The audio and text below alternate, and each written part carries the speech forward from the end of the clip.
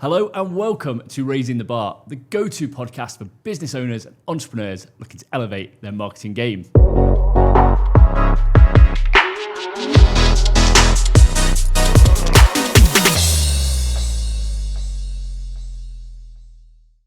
Today's guest is the definition of momentum. He's scaled multiple businesses across multiple industries. Ladies and gentlemen, Mr. Steve Laidlaw. Wow, that was an intro. Welcome to the show, Steve. It's an absolute pleasure having you on. Obviously, we've got to know each other very well over the last couple of years. You've got this incredible story. You've helped so many people, so many businesses. I'm really excited for our audience to hear more about that today. So let's go back to the beginning. You've got this unbelievable entrepreneurial journey. How did it all start? My first company I founded in 2007. Which was, I think, about the same time as the iPhone was invented. But I've been of an entrepreneurial mindset since I was a kid. Like I remember all the little hustles that you could get going on at high school when you were old enough to walk into a corner shop and other kids weren't, and then worked for other businesses for a few years, my formative years, but was always more interested in what they could do better. I always felt like I had a bigger idea than most of the people that I worked around. And in 2007, I had a few things happened around the same time. My mum passed away. Makes you realise that you're not here for forever, and if you're going to do something, better to be a failed trier than a successful talker.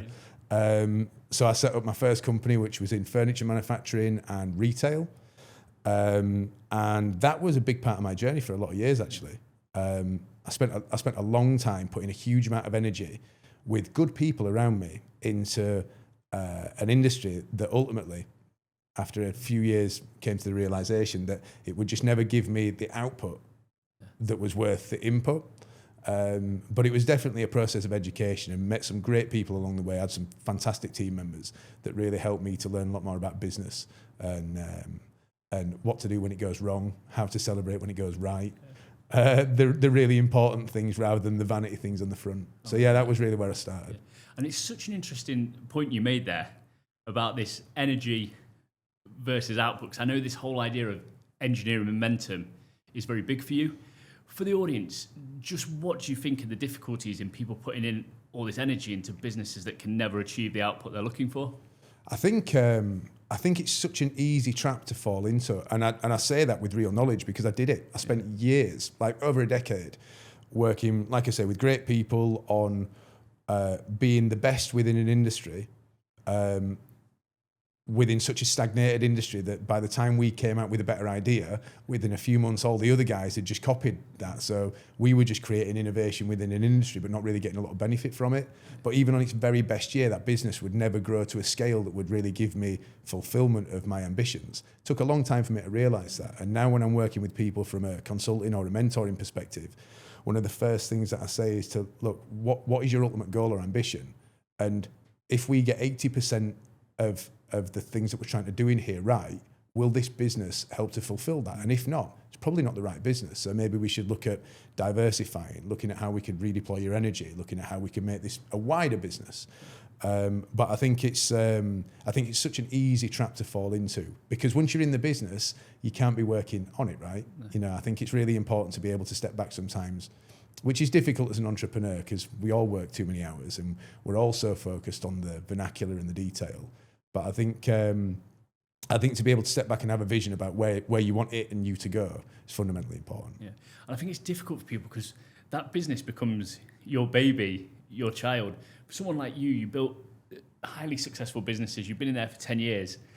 What was it really that triggered that decision for you where you thought, right, I've got everything I can out of that business. I'm now going to move on to growing new businesses, helping new people?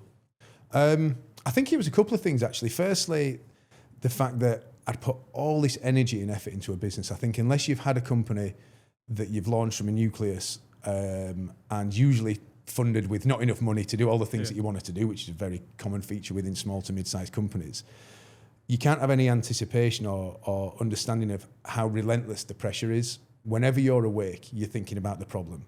You know, every Christmas as my kids were young and growing up, they didn't have me around even though I was physically there because I'm worrying about the tax bill on 3rd of January that I had to pay, or paying wages at the end of the month in a month where we had no income coming in.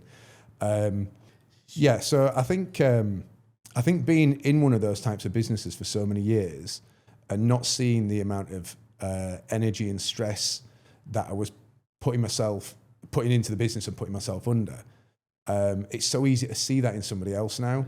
And it's quite a nice personal journey for me to be able to give people that little bit of knowledge based on my own experience and say, look, if we take all this energy and effort that you're putting in this area and redeploy it over here, we can get much more of an output. I get a lot of satisfaction out of that from a personal perspective. 100%. And it's really nice to see people who are very driven people, but just aren't driving on the right road, to realign them and to see them grow in success. And I think when you look at entrepreneurs, people don't understand quite like you said there, the pressure they're under, the sleepless nights, the fact that your missus is having to go at you at dinner because your head's not there. But if they were living in your world, their head would have blown up long ago. And like you said there are opportunities whereby you be putting the same amount of effort into that with so little reward.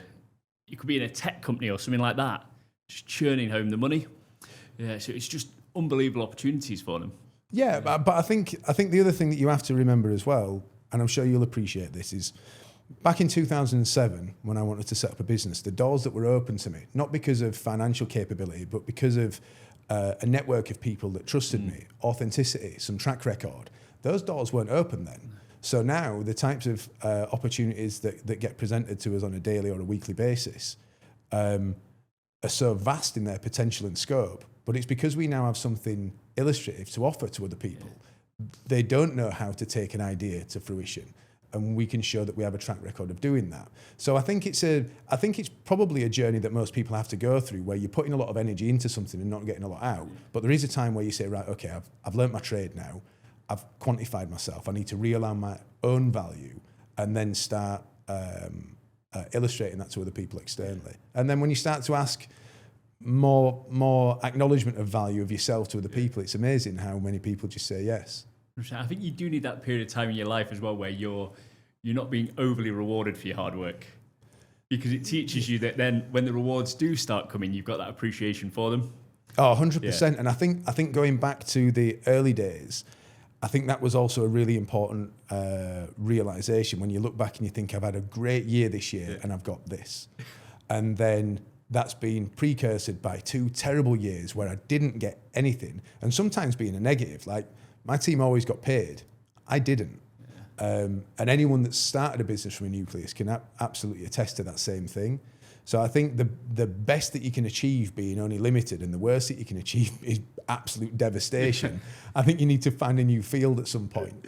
No, I agree with you. I always say to people, like, this is just habit. Obviously, we're in a position now where it's moved along beyond this. But years ago, you're always worrying about paying the bills. Out of habit, I will always pay absolutely everyone, and then myself very last. Yeah. But still to this day, I just do that because it's habit from the days where you're thinking, is there going to be enough left over? Yeah, but I think my experience is that most successful business people that I know, and I'm fortunate to have met a huge variety of really interesting people. And I don't always define success as just how much money you've made either. I think as you get a little bit further on, success comes in many formats. 100%. I think finance is a really easy kind of arbitrary measure of success, when really most entrepreneurs have got huge OCD, massive neurodivergences. Like, we're not normal people. No. And I think it's about finding the honesty of real fulfillment. And that's probably one of the biggest reasons why I've transitioned over to more consulting and mentoring this last year or two, because I get real fulfillment out of that. And I'm a terrible MD. So it means that I can go in, like, helicopter good ideas in, really help people to shape up a path, and then leave before I mess it up. And working with you over the last couple of years and seeing how you've helped businesses, people on projects, etc., you work at an unbelievable speed. You're in, it's fast, there's action. How do you find balancing that speed with the strategic decision making that's also required? First of all, thank you, I think. So honestly, my biggest challenge is that I don't find that particularly difficult. There are certain things that I'm terrible at, but being able to run at speed, not physically, my knees are terrible, but being able to run in business at speed while still being able to keep a focus on the long-term plan is just something that I've always been able to do quite naturally. You know, like some people can paint or some people can pick up a set of drumsticks and play the drums. I've always been able to do that. My biggest challenge has been building a team around me that can keep up, and getting frustrated over the years when people make mistakes because they're not keeping up with that. When in actual fact, when I look back, I've broken a lot of business relationships with employees in the early days because they were unbelievable soldiers for the company, but I just asked too much of them to the point where they said, no, I can't take this anymore. So I think me having an understanding that I've got certain strengths and also weaknesses, and other people have different strengths and weaknesses, I think has been really fundamental in that process.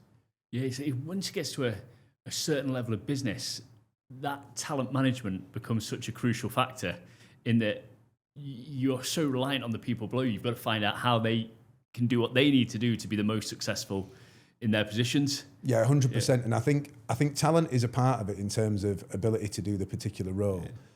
For me, my success over the last few years, anyone that knows me knows that without overusing an overused phrase, I do like to find a bit of a diamond in the rough. I tend to have much more success finding people who can match my mindset and loyalty and vision, and then teaching them how to do a given role. I find that if you can invest in most people that have got an amount of core intelligence, then acquiring them knowledge is quite easy by comparison to getting someone that's great at doing a job, but is a bit job's worth or doesn't have the same dynamism or long-term goals. I think that's very difficult. In fact, I think it's impossible to put into somebody. You can teach a good person new skills. You can't teach a bad person to be a good person, can you? No. And you mentioned over those last couple of years, you've obviously transitioned from a founder, managing director, owner of a company, into now growth advisor, business strategist. What is the most surprising lesson you've learnt during that period? Because obviously you've exposed yourself to so many new industries, so many new businesses. Well, I think firstly, in terms of exposure, the biggest eye-opener was when I started working with companies in the Middle East and in the MENA region. How in certain ways business is so advanced and diverse over here, and in other ways it's so traditional and fundamentally way behind the UK and Europe. One of the things that I really like here is that people really do buy into people and the backgrounds and the stories. There's a lot less company visibility over here than in the UK, for example. So if you want to really check a company or a person out, it's much more difficult. So I think it's been nice to be able to build on a positive reputation where, despite the fact that I'm in PR and marketing and personal branding, I don't advertise at all. I literally don't advertise at all. And all of my new clients come from internal referral. So you walking in and someone already has background knowledge on your story. So therefore you've got credibility and authenticity, because without that authenticity, you wouldn't be sat there at all. No, exactly. And I know we're in handcuffs about who we can and can't talk about, because you're working with a lot of very high profile executives at the minute and people across the world. But as you mentioned there, you're working quite heavily with them in terms of PR, personal branding, reputation management. The personal brand is something we've really seen evolve over the last 5 to 10 years. Yeah. Before that, it wasn't really something that was widely talked about. Why do you think personal branding has become so essential for company owners and managing directors in the modern business era? I think that's a really good question. I think firstly, particularly pertinent to this geographical area, as I said before, people want to deal with people that they know they can trust, who can deliver on a project. I think it's so easy for a company to have an identity that can be formulated overnight.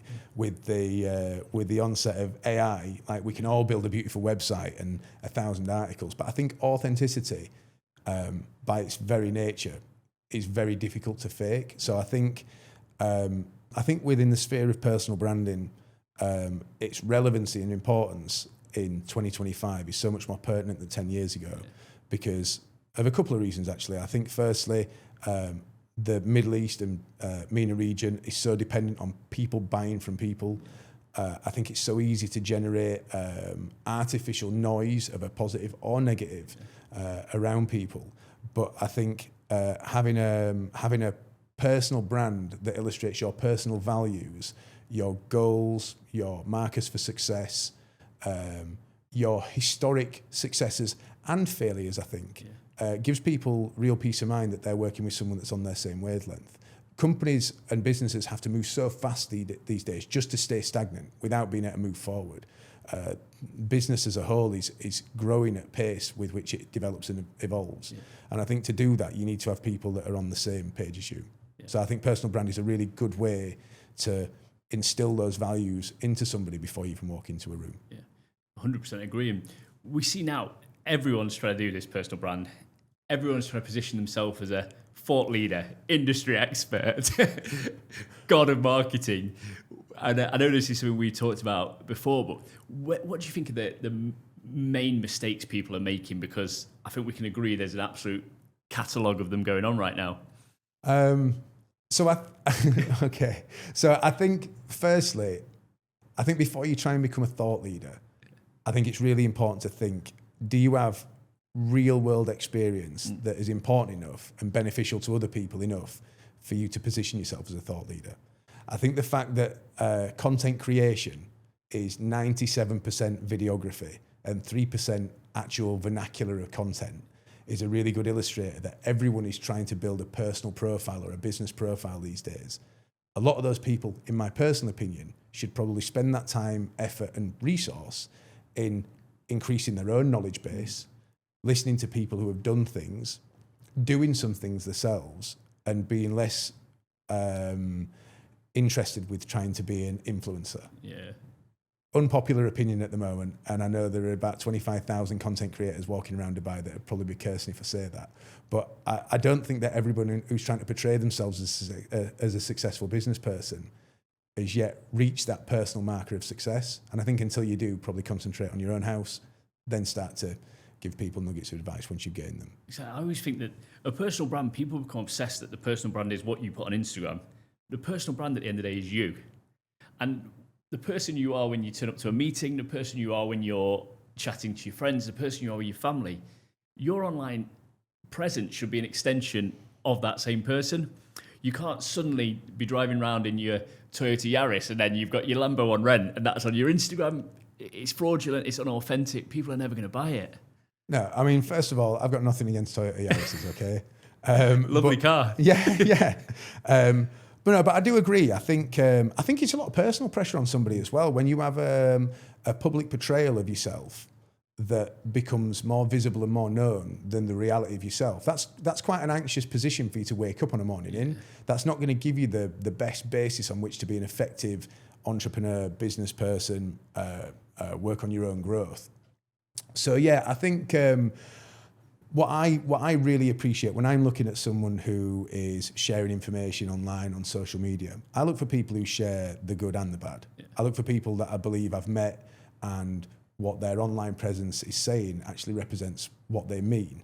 And I feel quite privileged when someone will tell me about a bad day because I feel like they're really letting me in. So when they're talking about a good day, I'm more inclined to believe that as well. And I think that, for me, is the cusp of building a real, authentic personal brand. Yeah. And on some of your content recently, you've talked about how visibility without credibility is completely pointless. Yeah. For the clients you're working with, how do you ensure that they get both of them, they're visible and they're building their credibility at the same time? I think that goes back to some very old school, boring. I've got my notepad and my pen here. It goes everywhere with me. I go through like 5 of these books a year. I like to really get to know a client before we start to formulate a plan for them. And that isn't what you want to achieve. It's about what you have achieved and what you haven't achieved and the things that have gone wrong. Mm-hmm. And understand that from something that's gone wrong, what's the lesson that you've learned? Can we talk to people about that? Can we demonstrate that you've got real life experience that shows that if something goes wrong in future, you're equipped to be able to deal with that? You've dealt with a high pressure situation. There is no higher pressure situation than when something is going wrong that you didn't plan for. And I think within that, when we talk about those things within brand and personal PR, we add real authenticity to a profile. And I think authenticity is the fundamental key to success within personal PR. And you said there that you like to get to know your clients beforehand. Now, obviously, you're in a very fortunate position in life. You've got a catalogue of very successful businesses. You're doing it for for the love of helping people and the enjoyment you get from it and the growth factor? Yeah, I mean, look, let's not get this all caught up. Living in Dubai is a fire that needs constant fueling, right? Yeah.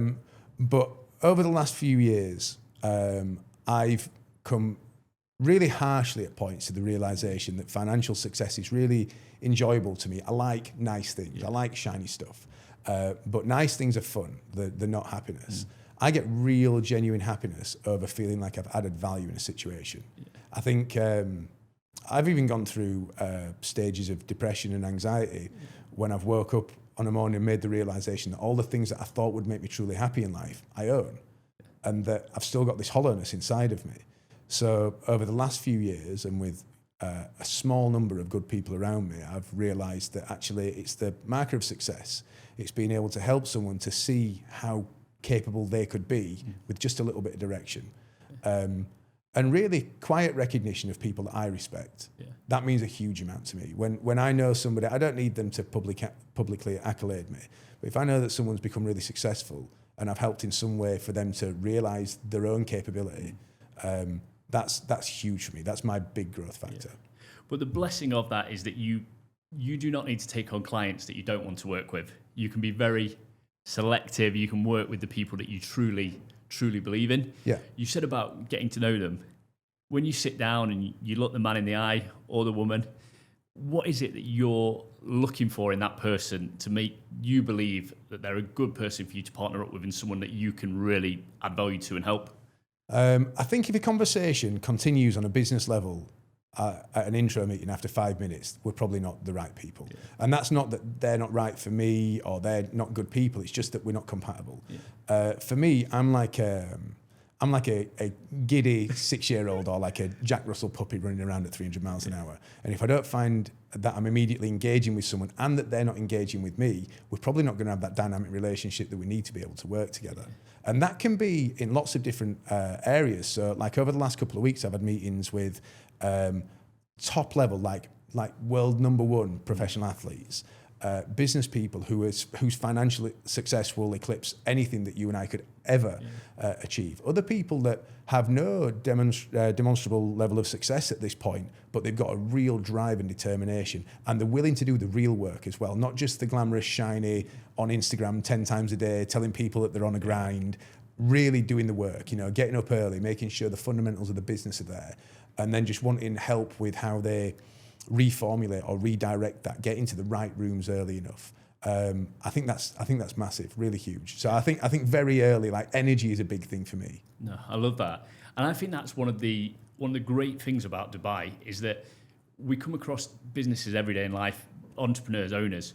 Some of them are not going to be the people for you, but there's another person who you'll gel with, you'll match with, you'll have that energy. There'll just be a natural attraction between the two of you, and they're a great asset for you. Yeah. And I think for all business owners, knowing the deals to walk away from, is more valuable than knowing the ones to go into. Some deals are just really shit deals. Yeah, no, 100%. And do you know what? Even now, that's probably one of my biggest points of kryptonite, where I'm still trying to educate myself on the fact that, look, in not so many years gone by, I'd have to take a deal because I had aspirations above my financial station, or I had this constant need to prove my own success to myself.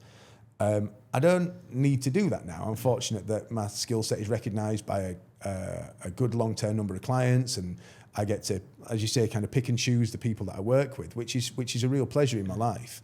But I think being able to say no or not say yes just because you can, work out what my markers for success are going to be out of that project. If I'm the right person for someone else as well, the fact that I can do something doesn't mean to say that I'll be the best person for them. And sometimes it's really gratifying to say, actually, I know someone who's probably a little bit better of a match for you. Give this guy a call, or give this girl a call. I think look, there's no substitute for real experience. In Dubai, there's more of everything. It's like the city of more. There's more real, there's more fake. There's more fake that is so convinced that they're real that the difficulty sometimes is spotting them. And I think anyone that's here for a few years and does well, you tend to see them come out, be really attracted by the shininess and the bright lights, and then very quickly kind of revert back into the quiet suburban areas, surrounded by a bit more greenery, maybe a gate that stops people getting in. Become a social recluse like me. And me, yeah. I will not be seen on West Beach anytime soon. I will be seen probably at a cafe at 7 a.m. Before or after I go to the gym. Yeah. But I think earlier on we mentioned fundamentals of success and how it's not just financial. And I think a point you said there about the privilege of being able to choose who you do and don't work with. For me, that has got to be up there with one of the number one fundamentals of success. Yeah. To be able to go into your office every day and think, today, I don't have to take every deal. I can make the decision of who I want to work with. That's got to be up there with one of the top markers of success in your life. Oh, it's huge. Yeah. And I think Dubai is the place more than anywhere else in the world that enables that. You know, like, as we just said, there's more of everything here. Yeah. So the width of interesting people that you meet on a daily basis, when you start to walk into different circles, it's really fascinating. And I think the reason why I found myself drawn to PR and branding, as opposed to, like, my background in web was really SEO, PPC, which is much more analytically based. I love people's stories. I enjoy business. Like, I really love business. And one of the big markers that would be a no for me if I'm working with someone on a new fundamental is that if they're trying to take more out of the business than the business can afford to give them, I understand sometimes those financial pressures, but it's just not the right way around. If you don't love, you've got to treat a business like a child. Yeah.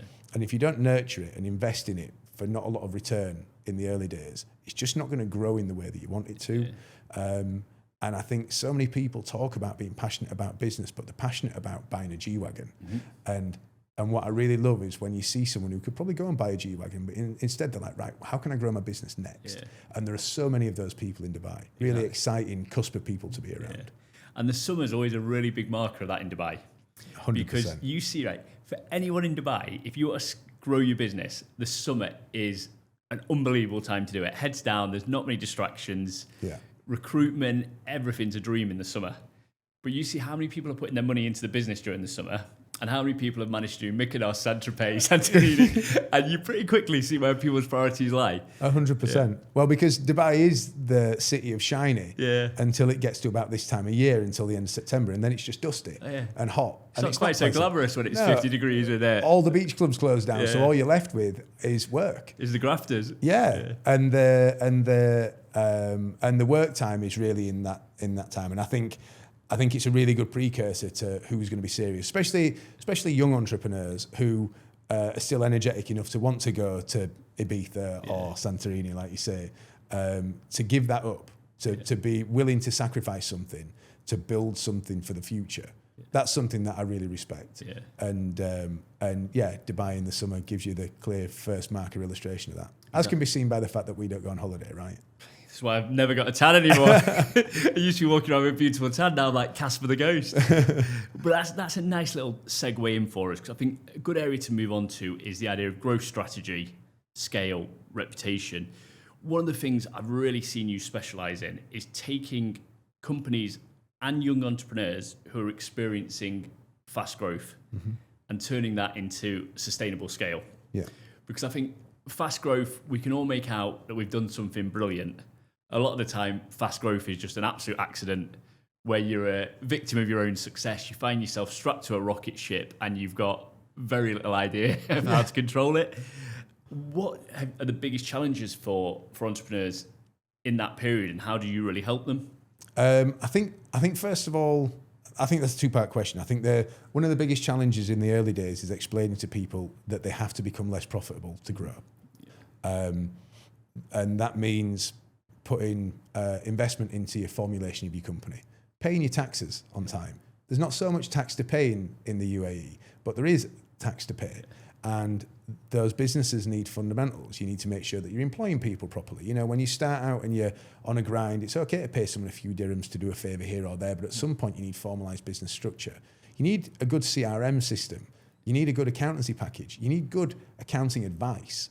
You need to understand where your margins and markers are for financial success. All the boring stuff that nobody talks about anymore. I think to get those hallmarks right, to build some really solid foundations and then say, look, what level of growth would break this structure? if we doubled in the next 12 months, could this structure still sustain?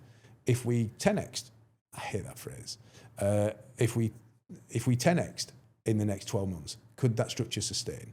Once you've got a structure that will allow a certain amount of growth or scale, then you can start planning for that growth or scale. And it's interesting because for many years as a small business owner, finding a way to advertise more or finding more budget to advertise was my marker for whether or not the business would succeed or fail. And what you realise at a later stage is if you get the fundamentals right, and then you go through the process of brand, then market, then advertise, actually, in most areas, if you've got the size of the marketplace figured out correctly in the beginning, finding the customers is probably the easiest part. Yeah.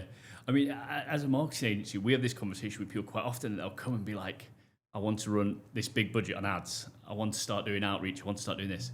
Okay, where are all the leads going? Yeah. They've not even thought about the CRM. They've not even thought about the back-end systems. So what is the point in amplifying everything when you don't have the actual tools in front of you to deal with those inquiries or optimize those inquiries or grow the business? I think a lot of it comes from imposter syndrome. Yeah.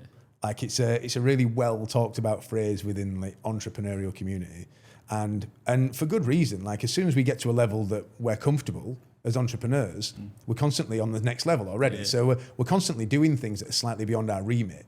But I think imposter syndrome says, I need to get all the business today and I'll kind of figure it out afterwards because everyone's going to find me out tomorrow and it'll all go. Yeah.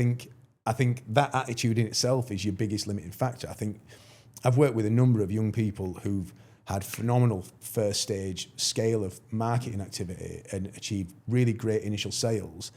And the company was on the verge of collapse, even though they had cash in the bank, because customer service levels would drop really quickly. Then reputation would drop.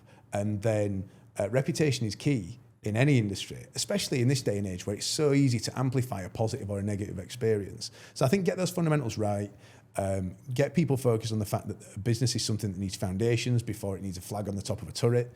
Yeah. And that sets people up for pretty strong market for success. And you mentioned reputation in business there. And if we look historically, reputation in business goes back since the start of time. Like if you're the window cleaner in your local village, you've got a reputation. Yeah. For bigger companies, just how do they effectively manage their reputation in the digital age?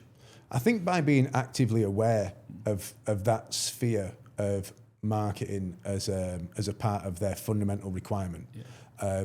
That oftentimes starts when I get clients approach me for reputation management. They often approach me for crisis management, which is some negative article or some piece of information is being put out that's really disparaging to the company. That may be true, it may be not true. But either way, it's a reactive situation. I think crisis management is about us fixing the short-term issue. So maybe looking at that article and saying, is it true or is it not? And if it's not true, having it removed. If it is true, can we resculpt that slightly to show two sides of an argument? Can we also produce some more positively framed information about the company and the good that they're doing? And ideally, use that to make the percentage of good to bad a much more fair and even ratio.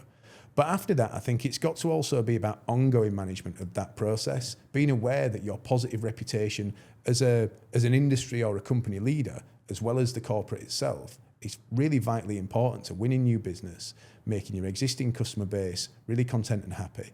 And if you make reputation management an ongoing weekly and monthly process as part of your wider PR activity, I think it creates a lot of safety and solidarity in your company and a lot of stability for the long term. And particularly in this day and age where people are looking to start up, grow, scale, and then go on a cap raise or a funding raise or something like that, those factors are incredibly important to VCs. Yeah. When they say, look, what is the risk for failure? What one bad piece of information could really hurt my huge investment in this company? Yeah. So yeah, I'd like to see it as an ongoing process rather than a one-time fix. Yeah. And you mentioned the PR there. You've got huge experience in PR over the last decade. There's some people out there who would claim that PR is a vanity metrics, a nice little piece about you in the magazine, a shiny picture, etc. For someone who's been so immersed in that industry, just what are the wider benefits for a business for effective PR that people don't see? Well, first of all, I don't think any of what you just said is wrong. I do think it is a vanity metric in so much as it gives you the ability to show yourself in the best possible light as an individual or as a customer, as a company. But surely that's the job of being an entrepreneur, right? We're trying to sell ourselves, and our best feet are going to be forward. I think going back to what we talked about earlier, authenticity within PR is really key and fundamental though. I think being honest about your pathway, being honest about your experience, your strengths and your weaknesses. I like to see businesses, and I work a lot with businesses that are really hyper-focused within a specific niche within a product sector. Oftentimes those businesses start to grow, but what we would do is grow them in a departmental fashion. So rather than one person doing a bit of PR and some branding, and also picking up a camera and being a content creator, set up different divisions within a company and say, look, if this division is going to be worthwhile in its own right, let's develop it, and if not, let's outsource that. But I think to be specialist, to be authentic, and to create a real representation of the person or company is really important. There's no point lying, because it doesn't do you any favors long term. You're attracting the wrong people into your front door. Your shop window doesn't match what your background service level offering is.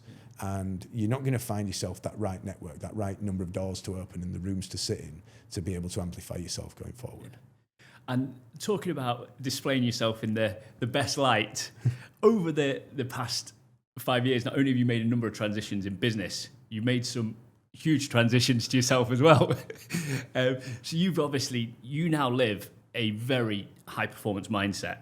You take the gym very seriously, you take your diet very seriously, you take your appearance very seriously. Every time I see you, like you just stepped out of GQ magazine, you're racing on an international scale. So this mindset has become crucially important to you. Was that always the case? Because obviously there's been some massive physical transformations, haven't they? Yeah, so for anyone that isn't aware of what you're talking about, I used to be about twice my own size. I think, do you know what? I'm just as guilty as anybody else of being able to see the things that I see and ignore the things that I don't. And for a lot of years, my residual self-image, my internal identity was the fast-thinking, fast-talking business guy that can always solve a problem and is also a bit fat and isn't particularly handsome or personally high-achieving. My outlet for becoming a high achiever was in business. I've had a number of different things and different people around me that have influenced the width of my thinking, which again really attests to that Dubai mindset. When you get yourself sat in the right rooms, people aren't negatively influencing you, just positively coaching you in the right direction. And realise that actually the only person that controls the food that I put in my mouth and the activity that I don't put into the gym is me. And I am a very obsessive and compulsive person. I've told you the story before about how I have to make my bed and then fold my clothes out on the bed every morning before I start my day, otherwise my day goes into chaos. So me being able to add that process of being able to get up in the morning, take my daughter to school, go to the gym, go for a coffee afterwards, use my notepad to write down my day's activities and prioritise those, be very structured from that perspective. Actually, once I've incorporated it in my life, it became so natural that I can't really imagine going back to something else now. Yeah. And for young entrepreneurs, because I know I've definitely been guilty of this in periods over the past few years, and you were like it earlier in life, when you're working those long hours and you fall into the trap like we all do of thinking, I'm a businessman, I've got the ideas, I'm not worried about the six-pack. For young entrepreneurs coming through now, just what benefits have you really found of incorporating that, not just mental mindset, but physical workouts into the day as well? Well, first of all, just for avoidance of that, I do not hold or own, nor have ever owned a six-pack. Not that's visible anyway. You're not far off now. I'll get it there.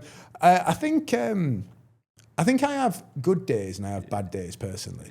I think I emotion hard as a person. So I get excited and I get really excited. I get sad and I get very sad. I get frustrated and I'm incredibly frustrated.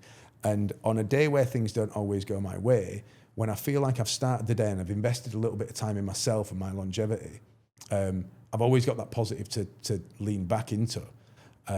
So whether that's me getting up and having a coffee in the morning, giving my daughter a kiss, and then going to the gym and feeling like I've invested something in myself, or whether that's starting my day with my most positive meeting, which I always do. It sounds like a cheat of a habit, but I really work well when I've started with momentum.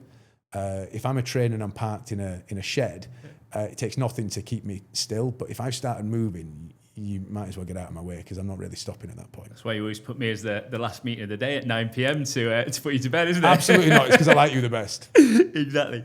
But I think I really enjoyed that point there, because entrepreneurs, undoubtedly, and business owners experience probably a more extreme range of emotions than the average person. Yeah. The lows are fucking devastating at times, and the highs, we all get a little bit giddy and we're like that. How do you personally build that sort of mental resilience and keep yourself sharp when you are a person that does have those extremes ups and extremes downs? Look, we're talking about authenticity, and to be really authentic, I struggle with that. The way that I combat that, because I don't have an answer to that question, and I've tried to find it for a lot of years actually. The way that I combat that is by having a diversification of projects. I don't stay in an office all day. Yeah. I have a really nice office where I have a great team that are super fun to be around, and I coffee shop surf. Yeah. If I'm in one particular framework, a singular framework, and that isn't going well, and I've got nothing else to see as a positive or a win for the day, that would really hurt me mentally, and it has done. So I don't really have a great answer for that, except that my workaround is that I keep myself running on multiple projects at the same time. Yeah. So I'll never have 2 meetings about the same project. Yeah. Never, ever, ever, one after the other. And the law of averages says that at least something's going to go right in one of those things in a day, right? You'd like to hope so, yeah. But everyone does deal with that in different ways. I think, some people ride the wave. I think for me, over time, I've started to feel the lows less, enjoy the highs less. Like, you actually just balance out, you win a big deal, and it's just like another one. You start to learn to ride it a bit more gently. Other people lean into it more and actually thrive off those emotions. Yeah, I think I'd definitely be the latter, actually. I definitely emotion harder than I ever used to. I do also allow myself not to be so tough on myself. Yeah. And I try not to be as tough on my team around me as well. Yeah. That's difficult because I have high expectations. Like we've got the challenge of dealing with great people is that your expectation, your normalized expectation is so high that when you fall short of excellence one day, you can find yourself asking, what's happened? Why aren't we excellent today? When actually we're still good. We're still better than most. But yeah, I'm definitely a high-low roller, I would say, as a person. Yeah, it's like that. I think Alex Hormozy talks about the idea of, what you've delivered the previous month. If you have your best month ever in your head, you then believe you can deliver that every month. Yeah. And the actual truth is some members of the team can't quite lift that amount that month. And I guess it falls to us to pick up the slack. No, I do. I agree with that. And I think another thing that I'm not very good at, I'm trying to get better at, but I'm not very good at, is enjoying the success of the moment. Yeah. By the time I've got to a point of an achievement, signing a deal, buying a thing, seeing someone happy, achieving a marker of success, by the time I've got to there, externally I'll be looking like I'm full of gratitude for it. Internally, I'm already on to the next project. Yeah. Don't you think that's a result of the lives we've led, though? When you haven't been given everything and you've fought for years and years and years to get to where you are, and you've fought many of them years without a singular reward coming your way, that once you do start to get rewarded, while you enjoy it, that fear in the back of your mind that can all be taken away will never leave. So while everyone else is enjoying the moment, you're already on to, how do I replicate this again and again and again? Yeah, and I think that comes from a couple of different perspectives. Firstly, hard work is not a guarantee of success. No. You and I both know, and we've talked about this before, people within our spheres that are incredibly dedicated, hard-working, smart individuals that will outwork most of the people in a room. And they just haven't had a rub of a green, and their life is much harder than mine. Yeah. So I think that if I'm ever feeling a little bit sorry for myself on a day, I'll remind myself, a couple of people in my head that I'll remind myself of, that they work so hard, relentlessly, with never having the opportunity to do some of the cool things that I get to do. Yeah.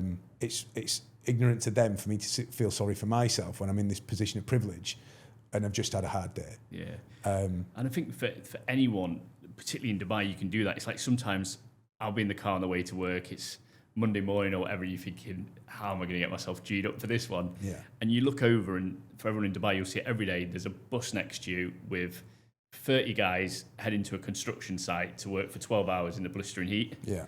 Now, I promise, I think we can all sit there hands down saying they're going to be working harder than we are today. Yeah, 100%. For no reward. And you actually think, I am blessed in life. Get after it. Yeah, no, 100%. Yeah. And do you know what? That very specific marker is the same for me. Yeah. I think the other thing as well, even over the last 6 months, but over the last couple of years, I've seen either people very close to me or close people to me lose people at short notice, too early in their lives. We don't know what's going to happen tomorrow. So whilst enjoying today is really important, for me, not taking my foot off the gas, because tomorrow might be the day that something changes in my life. You know, I suddenly find out that I've got some terminal situation. I'm not going to be here in 3 months. If I'm guilty sometimes of not fully immersing myself in an output situation or enjoying a moment and moving on to the next moment, it's because I want to fill my life with as many experiences as possible whilst it's here. As far as we know, we only get one, right? So 100%. And over the last couple of years in Dubai, you've obviously built a number of businesses, invested in a number of existing businesses, and then scaled them. What's next on the horizon for Steve Laidlaw? Well, later on this year, and that is a very loaded question. You know exactly what I'm working on next. I've got a project which is probably going to be the most exciting project personally that I've ever worked on, which is a culmination of probably every conversation that we've just had now. I want to build a co-working space, which is a hub of networking, but real networking. You're not allowed to go in there and sell your wares to somebody else. I want to build an association of friends who deal with the honest challenges of business, that are there to hold each other up. You have to be an actual entrepreneur. So no offense to any of my friends that are in the estate agency industry, but you're not allowed in. And have a really good go at building a mentor and networking hub for young entrepreneurs that really do want to build something great for tomorrow. Love it. And looking at the even bigger picture than that, if you were to choose, what is the legacy you're looking to build in life, both professionally and personally? All right, 2 questions, really, that one. I think from a personal perspective, my family and friends around me, for them to understand that I might not be perfect, I am really difficult to live with. I work relentlessly. And I am constantly aware that I give more of myself to my personal pursuits, my business and my personal interests than I probably should. I'm not very good at life balance. That's the truth. But for them to understand that I've done it with love and intent for all of us, and to try and build them a legacy and a father and a husband and a friend that they can be proud of. From a professional perspective, quite accolade of people that I really respect. I including yourself in this number, I've met a really small but powerful number of people since I've been over in the Middle East that hold a lot of command within my life, and for them to be proud that I'm their friend or business associate or mentor or whatever that capacity is, I think that's a great legacy to hold. Yeah, I love that. And we're gonna finish up with a big one today. So obviously, over this period, you've inspired a lot of young entrepreneurs coming through. You've guided them. You've helped them. During your career, your business growth, who have been the biggest inspirations for you? And I'll give you a minute to think about that one. Do you know what? I probably don't need to. Dave Naylor, Bronco, he opened my eyes to a world of web marketing. Really, really smart and astute guy. Super cool dude. Paul Wilkinson, my first real sales manager back at Document Systems when I was selling photocopiers back in the day. Absolute old school sales management guru. I think there's a number of members of my family that have taught me the humility, my wife, that sometimes running fast isn't the fastest way to get to where you want to be. And there's a couple of others as well that probably know who they are and what they've done for me in my life. I've had some lows over the last few years, and people have been there at really specific moments to offer me help without declaring it as help, which made me be able to take that. Yeah, and that's always the time where you really see who your true friends are, who the people that are really 100%. there for you. Well, Steve, it's been an absolute pleasure having you on today. We've covered some fantastic topics for young entrepreneurs, people growing the business in Dubai. Steve's an amazing man to follow, a great guy to have a conversation with. He's always exceptionally generous with his time, so I'm sure he'd love to meet you for a coffee and connect. Steve, it's been an absolute pleasure. Thank you very much for coming on today. Thanks, bro. Cheers. For everyone watching, we've got some more great episodes coming up over the next few weeks. Remember to follow us, like, share, subscribe. All the support you give us lets us keep bringing you fantastic content and fantastic guests. See you next week, and until then, keep raising the bar.